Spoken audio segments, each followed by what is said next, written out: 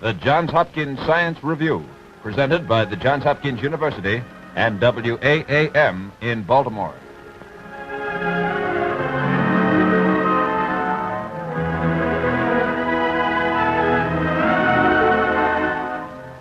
This is the Johns Hopkins University, famed for 75 years for its contributions to science and the humanities.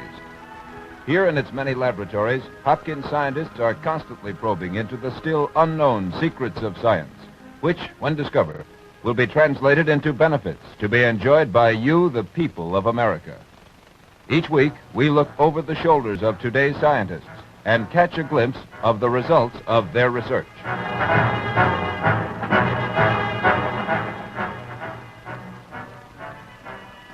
This week, we will demonstrate the usefulness of useless knowledge.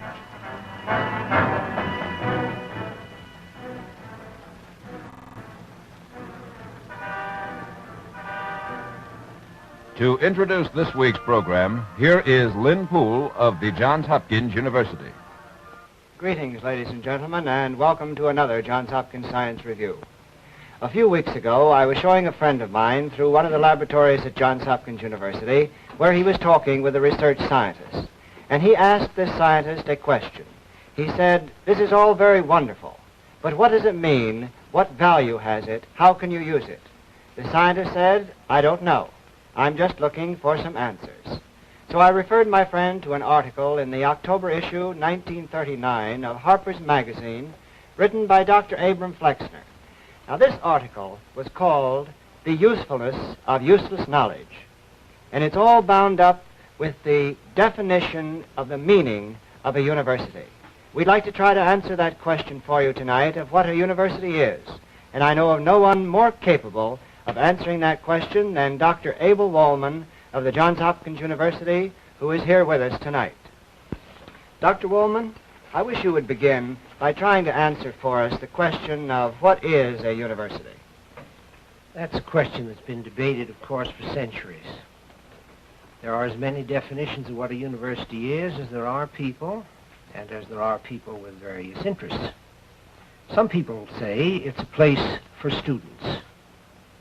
In its worst situation, it's a place where you park your son or daughter between high school and graduation until either she or he gets married or he goes into his father's business. A more serious purpose, of course, is for students to learn what they can in the way of knowledge and in the way of learning how to develop their interests and problems of society. Some people have said it's a place where the family can learn what to do with its children after they've passed a particular age. Some people have even said it's just a place for the faculty. And that was not very far from the fact, particularly in the medieval times of universities, when it was a place where men of learning congregated to extend their knowledge and to develop their investigations.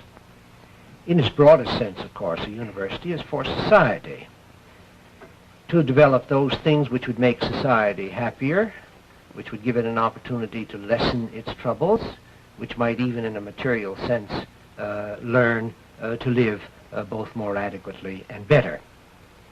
To my own mind, however, a university is really not any of these things particularly. It's a place where you may search for truth, where there is both freedom of speech and where there is freedom of search for truth, regardless of where that may lead. The eminent French poet, when the Nazis invaded France, once commented as he was leaving the university in Paris, as a Nazi officer interrupted him when he came down. He said, "What's that building for?"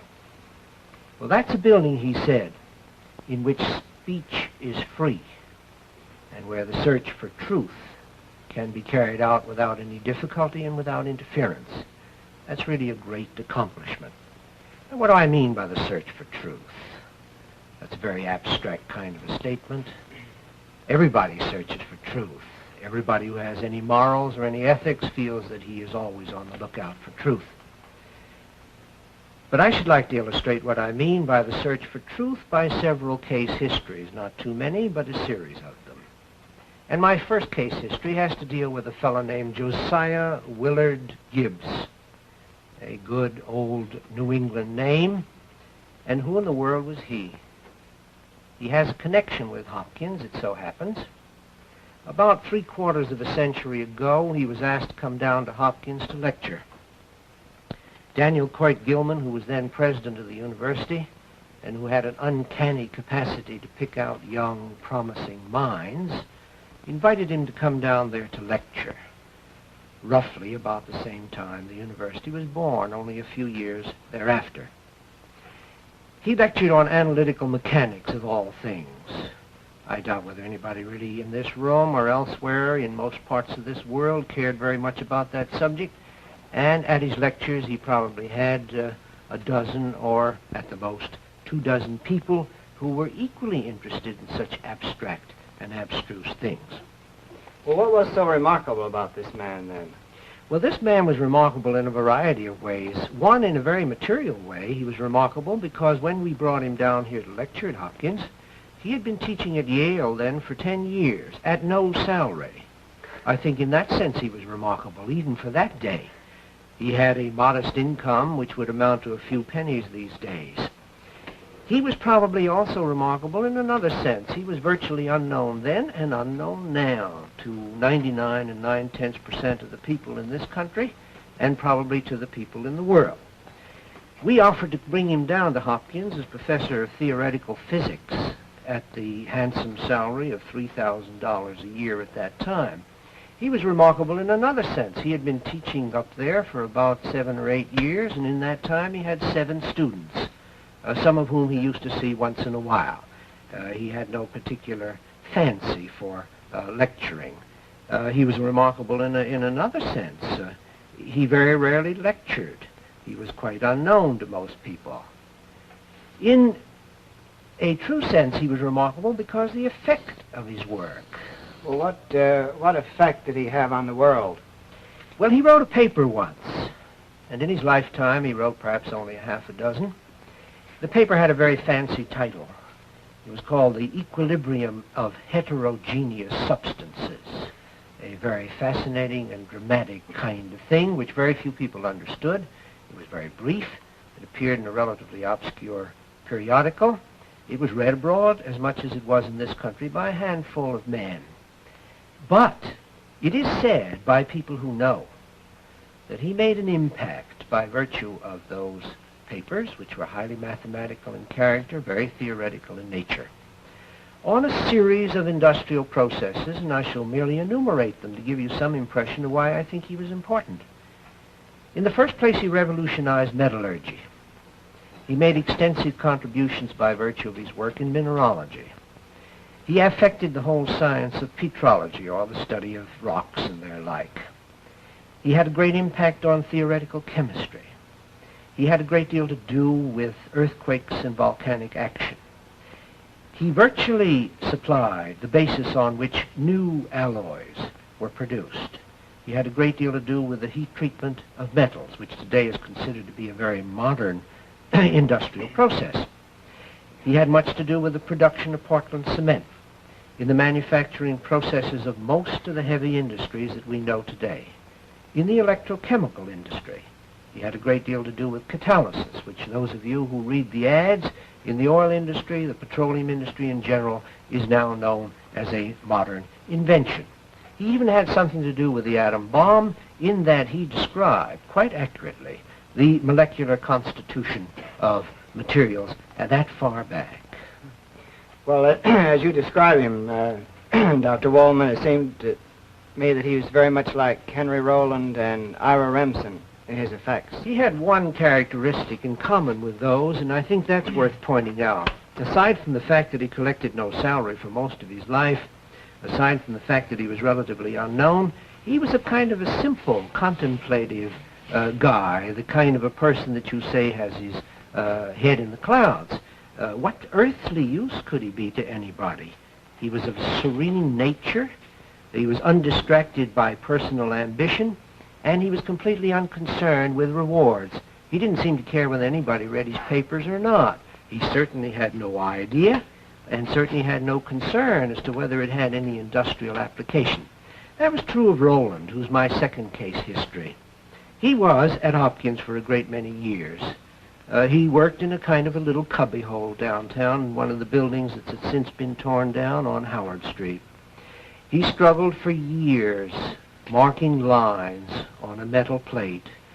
He had an idea that there was a new way in which he could reveal a new world by what we now call the diffraction grating. It has multilinear developments on it, and it gives us a new kind of spectrum. Throughout the industry in the United States today, the Roland diffraction grating is used throughout the world. That little thing that he developed in a cubbyhole, and incidentally is made on the Hopkins campus today better than it can be made in any industrial company throughout the world.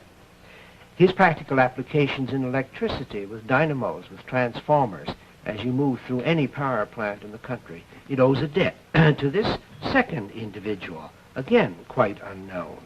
The third one was Ira Remsen, at one time professor of chemistry at Hopkins and then later its president. He dealt, among other things, with a lot of useless ideas.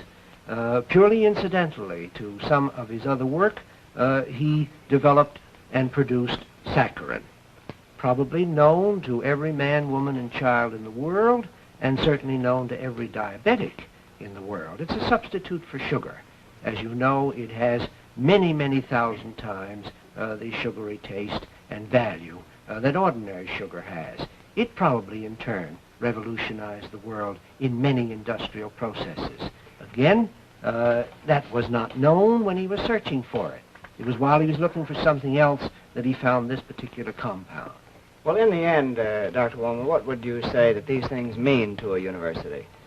I've often thought that these three men alone produced enough in a period of 3/4 of a century to have created most of the industrial activity in this world. Those three men, their collective salaries over all the time that they were actively at work would amount to a pittance. But what they produced, and I've tried to make a very, very rough kind of estimate of this, would amount in the industrial fruits of the world to trillions of dollars. Those of us, of course, who are already baffled by billions of dollars on federal budgets would find it hard to conceive of trillions of dollars. But that's what they produced, three men. Well, Dr. Woolman, I think your philosophy that you built and the case histories that you've told us certainly prove that useless knowledge, often thought of as useless knowledge, certainly is useful. And to you at home, I would like to say that Dr. Woolman has built for us here a philosophy of what a university is and how useless knowledge becomes very useful to you and to me.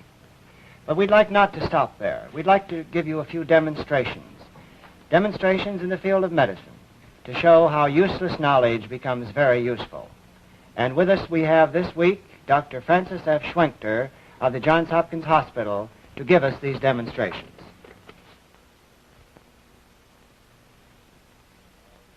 Well, medical science has benefited greatly by the basic laboratory investigations of the scientists.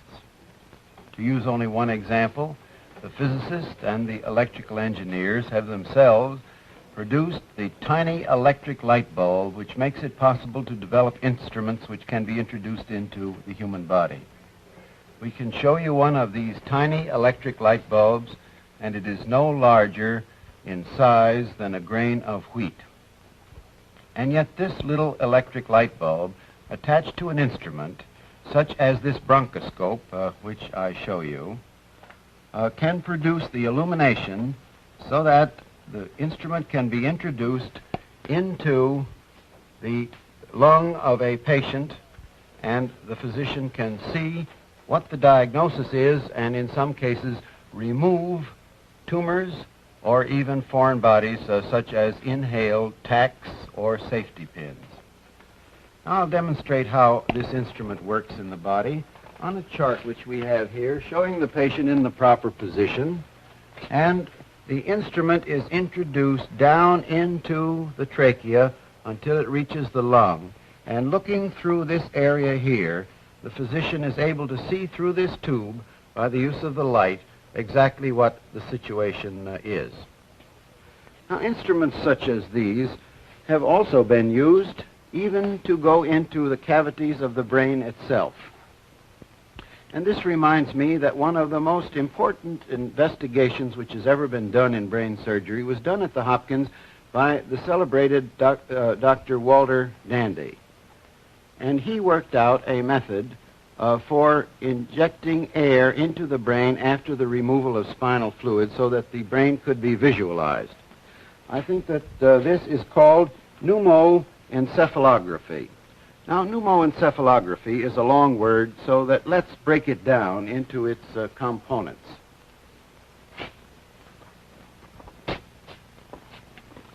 Pneumoencephalography, with its components pneumo, meaning air, encephalo, meaning brain, and graphy, meaning to demonstrate to the eye, or pneumoencephalography. I think this can be shown even more definitely by demonstrating some of the x-rays which are taken by pneumoencephalography. This is an x-ray which is taken in the usual way, and one sees only the vault of the brain and the vault of the skull with the skull bones, the facial bones, the vertebra, and so on. But the brain cannot be delineated. Now, when air is injected into the brain, it shows up the ventricles of the brain so that we can see them delineated here by a lighter area or a darker area in which the air is contained. Now, this is the pneumoencephalogram of a normal person. Now, the real purpose of this, of course, is to show up abnormalities as they exist in the brain, and this is the x-ray of a patient who has a brain tumor. And you will see, in contrast to the former x-ray, that the ventricle does not extend over into the anterior portion of the brain, but is obliterated, which means that there is a tumor in this area, and therefore delineates the area for the brain surgeon so that he knows where to operate.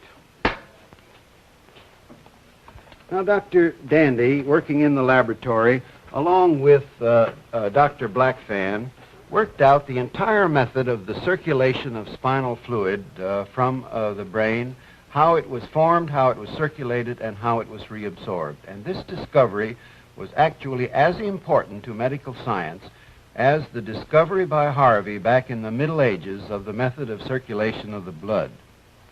But speaking of blood, I think that it's only fair to say that the chemists have also made tremendous advances in their basic research in the field of blood. Back in the 1920s, Dr. Castle discovered that if liver was fed to patients with pernicious anemia, that the condition improved. And that brought a long line of laboratory investigations as to exactly what substances were necessary to the human body for the proper formation of blood. And among a great many others, it was discovered that folic acid is one of the essentials. Now, folic acid, along with every other chemical, has a definite chemical formula made up of its various atoms and their relationship. And this is the formula for folic acid. But it was discovered by these various workers that when folic acid was fed to mice who had cancer or leukemia, that the tumor grew more rapidly than it did otherwise. And that set off a chain of thought. If this is true, would it not be possible to produce some folic acid antagonists, or substances with chemical structures which antagonize folic acid, which would cause the cancer cells to grow less rapidly? And out of a long series of investigations, a number of chemical substances have come out, one of which is aminopterin. And I'll show you here the chemical formula of aminopterin as compared with folic acid. You will notice that the chemical structure is identical, with the exception that where in folic acid we have an oxygen and a hydrogen molecule. At this point, in aminopterin, we have a nitrogen and two hydrogen atoms at that point. This is an antagonist of folic acid. And actually, these substances have been found to inhibit the growth of cancer cells. Now, I'd like to make the point clear that I have said they inhibit or slow down the rate of growth of cancer cells. They have not, up to the present time, been demonstrated to be a cure for cancer. Now, I'd like to introduce at this point one of our little patients from the hospital, Linda Gang, and her mother, Mrs. Gang. Linda was brought into the hospital some 6 months ago in a very serious condition. And at that time, the diagnosis of cancer was made. Since that time, she's been treated with a variety of these compounds, and you see her as she is today. Mrs. Gang, how does Linda seem to you today compared with the time she entered the hospital 6 months ago? Dr. Swanker, it's unbelievable how well Linda has come along. We realize that she isn't cured yet, but we're praying that one of these new chemicals will cure her. Well, you're quite right, Mrs. Gang. She isn't cured yet, but the work in the laboratory is going on, and we hope, all of us, that very shortly we're going to have the real answer to the condition.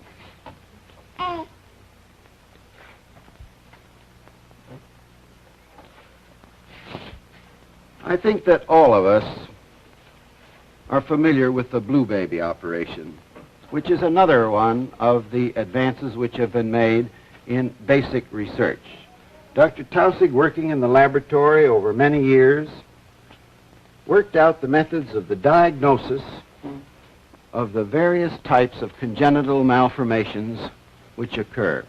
And a great many people said, oh, this is useless information, because if the heart isn't formed properly, what can we do about it anyway? And at the same time, Dr. Blaylock, working in his laboratory, worked out methods by which these patients could be treated. And these two pieces of information brought together have eventually worked into the method of the treatment and operation for blue babies, which is utilized today. And thousands of people have been benefited. Now, we know that there were a great many people who said, oh, this is just useless knowledge at the time. But there are here tonight at least two people who don't believe that this was useless knowledge. And I'd like to introduce them. Mrs. Van Horn, won't you and Sandra come in so that I can introduce you? This is Sandra Van Horn and her mother, Mrs. Van Horn. How are you, Sandra? All right. You're looking fine. Miss Van Horn, won't you tell us just what Sandra's condition was when she was first brought into the hospital? Well, we took Sandra into Hopkins Hospital under Dr. Towson's care 8 years ago. At that time, she was very blue and could do very little. A year and a half later, Dr. Towson called us up and said that they had perfected this operation, at which time we took her back. And she had the operation and has been very benefited. Before she had the operation, could she run and play and act normally? No, Sandra could do very little. She could walk across the room. Is that all she could do? That's about all she could do. How is she now? Now she goes to school every day. She walks to and from school with the other children and takes part in all their She really activities. lives a normal Yes, life she does. now. Well, Sandra, you look better every time I see you, and you look prettier every time I see you. Well, Mrs. Van Horn, there's no doubt in your mind as to the value of the basic research that's been done on things of this sort, is there? No, we are very indebted to it. Well, that's the way we all feel. And as physicians, we feel that the basic research that is done gives us the tools by which we can go on to new discoveries. Now, there's another interesting disease in which basic research has been done, and that is in the field of rickets. A few years ago, rickets was extremely common. There were thousands of cases, and we didn't know what caused it. And at the present time, I even have difficulty finding a single case with which to teach my medical students. But much of the basic research was done at Hopkins by Drs. McCollum and Dr. Park, Dr. Kramer, and Dr. Howland. Dr. McCollum is a nutritionist and working with rats, young rats, to see what made them grow. He had them on special diets, and he discovered that some of these rats developed diseases which he couldn't explain. And so he showed them to Dr. Howland, who was a pediatrician, and Dr. Howland decided that they were rickets. Now I can show you a picture of a patient with rickets compared with a normal child of the same age. And the disease is due to a malformation of the assimilation of calcium, phosphorus, and oxygen, as you can see in this chart. And without the vitamin D, calcium, oxygen, and phosphorus cannot grow into the ends of the long bone, and we cannot have normal bones. So all of this was worked out in the laboratory. We have no more rickets or very little rickets in town, and the disease has been practically eliminated. We hope that laboratory research will continue so that other diseases can also be cured. I think you see now what we meant when we said the usefulness of useless knowledge. Dr. Woolman has built up for us the philosophy that stands behind all of the research that is done by scientists throughout the free world today.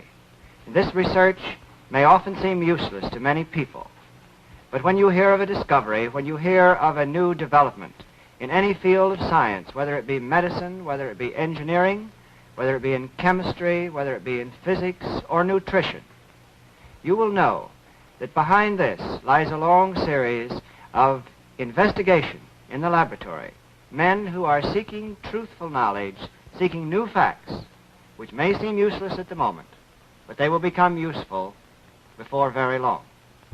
Now, next week we are going to continue this subject and develop it further for you to show you a number of new things that have been developed for industry and for the home that came from so-called useless knowledge. So we hope you'll be with us at this same time next week when the Johns Hopkins Science Review is here again and presents the return on investment.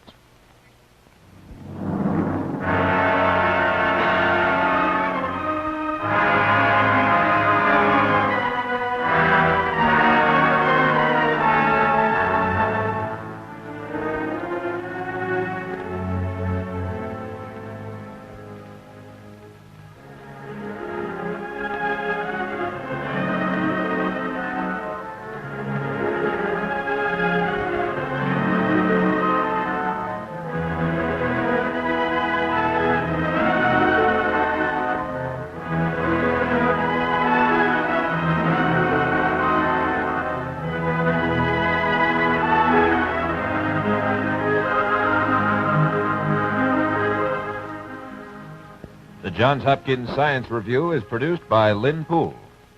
Directed by Paul Kane. Associate producer is Robert Fenwick. Associate director, Ed Serro.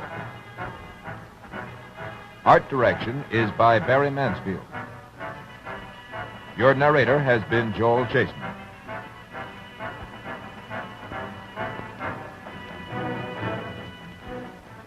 The Johns Hopkins Science Review originates in the studios of WAAM in Baltimore.